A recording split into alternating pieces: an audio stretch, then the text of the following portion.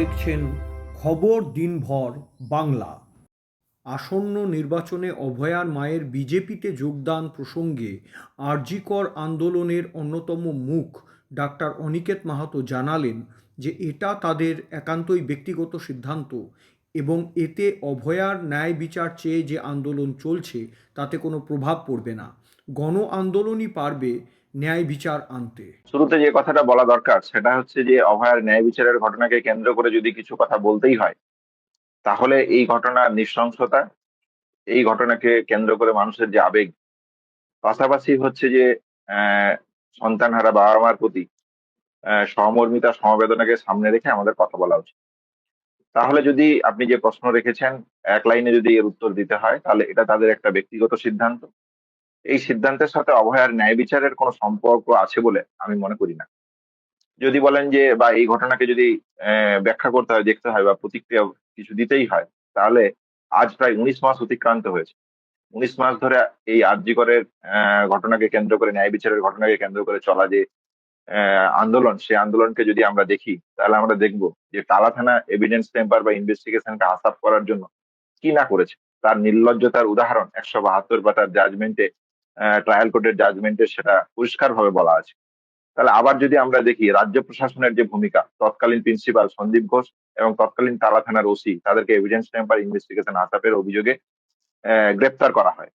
পরবর্তীকালে supplementary chargesheet না দেওয়ার জন্য তারা জামিন পান। তাহলে এই জায়গাটা আবার আছে।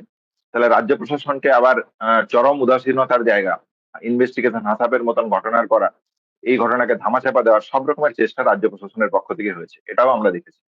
আরজিকর আন্দোলন একটা গণ আন্দোলন।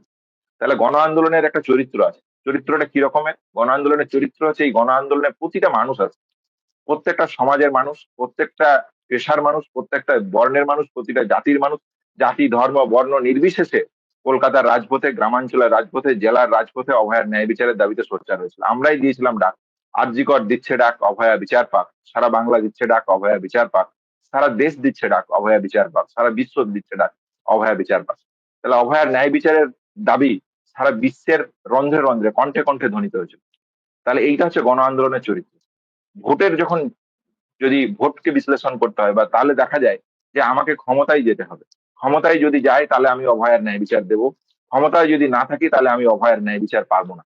তাহলে ক্ষমতার অলিন্দে যদি যেতে হয় এবং তার মধ্য দিয়ে যদি ন্যায় বিচারকে স্বীকৃতি পেতে হয়, তাহলে আমাদের যে গণতান্ত্রিক কাঠামো, যে মানুষের যে সচেতনতার জায়গা, তাহলে সেই গণতান্ত্রিক কাঠামো থাকার কি প্রয়োজন?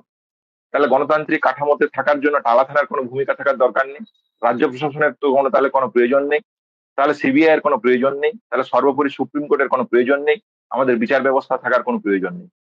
তাহলে গণতান্ত্রিক পরিসরে যে একজন নাগরিক সে তার ন্যায় বিচার পাবে, সেই পরিসরটাই যদি আজকে না থাকে, পরিসরটাই যদি প্রশ্নের মুখে থাকে, তাহলে স্বাভাবিকভাবেই আমি মনে করি না, তাহলে তো প্রত্যেক বছর এর পর পর দিন কারো যদি কারোর সাথে অন্যায় হয়, তাহলে কি তাকে পরের 5 বছরে আবার কবে ইলেকশন আসবে, সেখানে ভোটে দাঁড়িয়ে ক্ষমতা দখল করে তবে সে ন্যায় বিচার পাবে?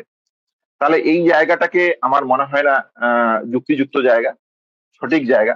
দেখুন, বর্তমান রাজ্য সরকার এবং বর্তমানে কেন্দ্রীয় সরকার, যেখানে তৃণমূল সরকার ক্ষমতায় আছে আমাদের রাজ্যে এবং কেন্দ্রীয় সরকার হিসেবে ক্ষমতায় আছে বিজেপি, তাহলে তারাও তো 5 বছর আগে জনগণকে প্রতিশ্রুতি দিয়েই ক্ষমতায় এসেছিলেন যে তারা সাধারণ মানুষের কথা ভাববেন, গণতান্ত্রিক পরিসরকে বৃহত্তর করবেন।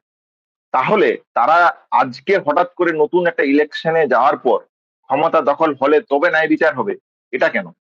তাহলে আগের 5 বছরের ইলেকশনে জিতে আসা, মানুষের ম্যান্ডেট নিয়ে জিতে আসা, সেটা কি তাহলে প্রহসন যদি হয়ে যায়, যদি এই 5 বছরে তারা দিতে পারবেন না, নতুন ইলেকশনের মাধ্যমেই তারা ন্যায় বিচার দিতে পারবেন, তাহলে পরবর্তীকালে যে নতুন ভাবে ম্যান্ডেট পাওয়ার পর তারা যে সরকারি ক্ষমতায় আসুক না কেন, যে দলেই ক্ষমতায় আসুক না কেন, তারা কিভাবে ন্যায় বিচার দেবে? তাহলে গণ আন্দোলন ন্যায় বিচার দেয়। আমরা যদি এই ইতিহাসকেও দেখি, তাহলে অসংখ্য উদাহরণ পাওয়া যাবে যেখানে গণ আন্দোলনে ন্যায় বিচার পেয়েছে।